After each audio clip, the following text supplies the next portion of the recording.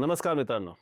आर्थिक यश हवंय, पण त्याच्यासाठी तुम्हाला एक 7 मजली 7 टप्पे पार करणं खूप महत्त्वाचं आहे आणि बहुतांश लोकं तिसऱ्या टप्प्यापर्यंतच अडकून जातात. काय आहे ते 7 टप्पे? चला तर बघूया आपण सविस्तरपणे. पहिला टप्पा पैशाचं नियोजन, मनी मॅनेजमेंट. एक लक्षात ठेवा, it's not about how much money you make. It's always about how well you manage your earn money. आलेल्या पैशाचं नियोजन कसं करता?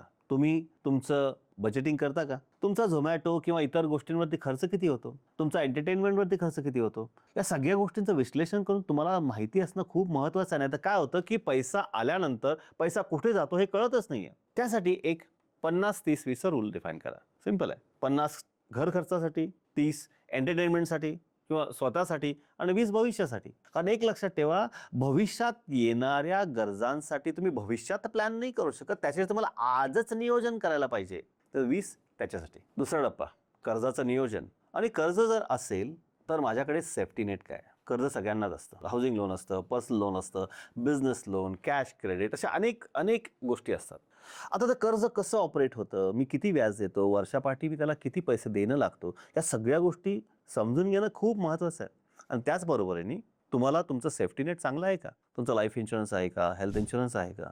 जर मी कर्ज आहे माझ्याकडं 1 कोटी रुपयाचं आणि मी जर कव्हर नसेल, तर मी सपोज नसेल, तर सगळे पैसे त्या ॲसेट थ्रू वापरले जातात. त्यामुळं कर्ज आणि सेफ्टी या दोन्ही खूप एकत्र जाणाऱ्या गोष्टी आहेत. सपोज तुमचं हेल्थ इन्शुरन्स नाही आहे आणि जर तुम्हाला काही झालं तर खिशातून पैसे भरावे लागतील. त्यामुळे स्वतःला सेफ करणं, स्वतःचं सेफ्टी नेट बिल्ड करणं हे प्रत्येक व्यक्तीचं आद्य कर्तव्य आहे. तुमच्यासाठी, तुमच्या फॅमिलीच्या सुखासाठी अनेक गोष्टी अशा आहेत की ज्या गोष्टी सेफ्टी नेटमध्ये कव्हर होऊ शकतात.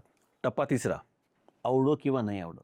पैसा आल्यानंतर स्वतःची असेट कशी क्रिएट करायची याच्यावरती फोकस करणं खूप महत्त्वाचं आहे. असेट म्हणजे काय? जी गुंतवणूक तुम्हाला तुमच्या खिशामध्ये दर महिन्याला रेग्युलरली पैसा देते ती तुमची असेट आहे. आणि जी गुंतवणूक तुमच्या खिशातून दर महिन्याला पैसे घेऊन जाते ती लायबिलिटी आहे. असेट काय? तो व्यवसाय चालू केला आहे, शेअर मार्केटमध्ये पैसे गुंतवलेत, लाँग टर्म म्युच्युअल फंडमध्ये पैसे गुंतवलेत. अशा अनेक प्रकारचे असेट्स आहेत की ज्या असेट्समध्ये तुम्हाला दर महिन्याला किंवा दर वर्षाला, दर क्वार्टरली पैसा येत राहतो. तुम्ही एक छान बिल्डिंग तयार केली आहे, ते रेंटला दिलेली आहे. पण ह्या गोष्टी करण्यासाठी कुठेतरी सुरुवात करणं खूप महत्त्वाचं आहे. तर प्रायोरिटी तुमच्या जीवनामध्ये असेट बिल्डिंगवरती करा.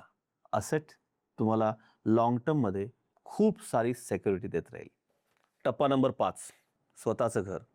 असे अनेक लोक आहेत, त्यांचे व्ह्यू पॉईंट असा आहे की घर घ्यायचं नाही, त्याच्या भाड्यानं राहिलं चांगलं ना. माझा व्ह्यू पॉईंट उलटा आहे. आपण कोणासाठी करतो? घरच्यांसाठी, फॅमिलीसाठी. जर माझ्या फॅमिलीला एक चांगली जागा नाही आहे, दर 11 महिन्यानंतर हे बिराड उचलून दुसरीकडे जायचं ही वेळ असेल, तर आपण एवढं करायचं कशासाठी? स्वतःचं घर हे असायलाच पाहिजे. एक घर. पण दुसरं घर, second home is a big liability. टप्पा नंबर 6, तुम्ही तुमचं रिटायरमेंटचं प्लॅनिंग केलंय का? आता तुम्हाला विचार होत असेल की अरे 30 वर्ष आहेत अजून. समजून घ्या, रिटायरमेंट पूर्वीसारखं राहिलेलं नाहीये. इकॉनॉमिक टाइम्सचा सर्वे हे सांगतो की 5 पैकी 3 लोकांना त्यांच्या रिटायरमेंटमध्ये मुलांच्यावरती अवलंबून राहावं लागणार आहे. सर्वे हेही सांगतो की तुम्ही जर आता नोकरी करत असाल, तुम्हाला वाटत असेल की नाही माझ्याकडं म्हणजे पीएफ, ग्रॅच्युइटीचे भरपूर पैसे येणार आहेत, तर लक्षात ठेवा पुढच्या 10 वर्षामध्ये बहुतांश लोकांचे पैसे संपून जातील. रिटायरमेंटसाठी तुम्ही स्वतः सक्षम होणं खूप महत्त्वाचं आहे. 40 वर्ष काम केल्यानंतर जेव्हा माझी ताकद कमी होते त्यावेळेस दुसऱ्यांच्याकडे पैसे मागणे, तर याच्यासारखं लाजिरवाणी गोष्ट कुठलीच नाहीये. आणि एक लक्षात ठेवा, मेडिकल सायन्समुळे आता लाईफ एक्सपेक्टन्सी 80 वर्षापर्यंत गेलेली आहे. कदाचित पुढच्या 10 वर्षामध्ये, 20 वर्षामध्ये ती 85 ते 90 जाईल. म्हणजे 40 वर्ष काम केल्यानंतर पुढचे 30 वर्ष ज्यावेळी माझं इन्कम नाही आहे ते मला जगायचं आहे. चॉईस नाही आहे. रिटायरमेंट प्लॅन करणं हे बंधनकारक. टप्पा नंबर 7, इनफॅक्ट हा टप्पा सगळीकडेच असायला पाहिजे. कमवलेल्या पैशाचा आनंद घेणे. असं कधीच करू नका की अरे नाही नाही मी आता थोडंसं म्हातारं झाल्यानंतर, मोठं झाल्यानंतर एन्जॉय करेन. असं कधीच म्हणू नका, नाही नाही आता सुरुवात आहे, मी जास्ती फ्रजाईल जगेन, मला आज सगळे पैसे गुंतवणूक केले. You need to live a life now. काल किसने देखा है, राईट? त्यामुळे तुम्हाला तुमच्या जीवनामध्ये जो काही पैसा आहे त्याचं नियोजन करणं खूप महत्वाचं आहे. त्याच्यामध्ये स्वतःसाठी एन्जॉय करायला पण पैसे लावा ना. अरे आज नाही जगलं तर उपयोग काय? आज मला मॅकडोनल्ड जायचं आहे, मी आज नाही गेलो तर उपयोग काय? मला आज कुठे जायचं तर आज नाही गेलो तर उपयोग काय? मला आज गाडी घ्यायची आहे, भविष्यात मला घ्यायची त्यावेळी घेईन मी, पण आज मला ते जगायचं आहे, राईट? आणि जगल्यानंतर काय होतं की एक छान उर्मी तयार होते. एक पॉवरफुल ताकद तयार होते. मग चांगलं काम करतो आपण. चांगलं काम केल्यानंतर ऑब्व्हियसली चांगला पैसा येतो, राईट? तर आनंद घेण्यास 7वा पॉईंट नाही, मी तर म्हणतो पहिला पॉईंट असायला पाहिजे. पहिला पॉईंट, 7वा, दुसरा, तिसरा प्रत्येक ठिकाणी तुम्हाला ते जे काही 20% आहे ना, त्या 20% मधनं एन्जॉय करायलाच पाहिजे. कारण हे एन्जॉय करत नाही, कल देखा है, कल करेंगे, परसो करेंगे असं करत करत जीवनातले खूप चांगल्या वेळा निघून जातात. आणि मग आयुष्याच्या शेवटी अरे हे केलं नाही, ते केलं नाही, याच्यावरतीच मेजर फोकस असतो. एक सर्वे पाहिलाय की डेथबेड वरती जे लोक आहेत त्यांना प्रश्न विचारला गेला की तुमच्या आयुष्यातला रिग्रेट काय. तर त्यांनी हे नाही सांगितलं की मी हे नाही केलं, ते नाही केलं. त्यांच्या डोक्यामध्ये मी याला हे करायचं होतं, ते मी करू शकलो नाही. मी ही खूप इच्छा होती, माझा धंदा करायचा होता, मी केला नाही. माझी खूप इच्छा आहे की मला हिमालयात जायचं होतं, मी गेलो नाही. या सगळ्या गोष्टी इथे असतात. चांगल्या करून गेलेल्या गोष्टी डोक्यामध्ये नसतात. त्यामुळं आत्ताच आनंद घेणं खूप महत्वाचं आहे. सी, फायनान्शियल फ्रीडम किंवा फायनान्शियल डिसिप्लिन ही एक शिस्त आहे. कधीही कोणत्याही क्षणी आपण मळभट दूर करून आपण ही शिस्त स्वतःला लावू शकतो. लहानपणापासून शाळेने, शिक्षकांनी, मोठ्या लोकांनी आपल्याला कधीच पैसा याच्याबद्दल शिकवलं नाही, कोणत्या शाळेने.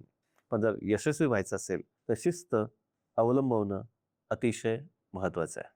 तर हे 7 पॉईंट खूप महत्वाचे आहेत. या 7 पॉईंट मधील अनेक पॉईंट लोक करत नाहीत. तर मग कितीही पैसा आला तरी सुद्धा लोक फायनान्शियली फ्री बनत नाहीत. आर्थिक ज्ञान नसतं, त्याच्यामुळे बऱ्याचशा फ्रॉडला बळी पडतात, अनेक स्कॅमला बळी पडतात. तर माझं मिशन आहे आर्थिक सक्षम भारत. माझं purpose of my life is very clear, to empower each one of you to achieve your fullest financial potential by working on your mindset. याचसाठी आम्ही एका मिशनवरती काम करतो. ते मिशन आहे भारताला आर्थिक सक्षम बनवणं. त्यासाठी आम्ही एक इंडियन फायनान्स एज्युकेशन फोरम या ग्रुपची स्थापना केलेली आहे. त्याच अंतर्गत दर रविवारी सकाळी 10 वाजता एक फ्री संडे मनी क्लास होतो. इंडियन फायनान्स एज्युकेशन फोरम मध्ये जॉईन करण्यासाठी काही कॉस्ट नाहीये.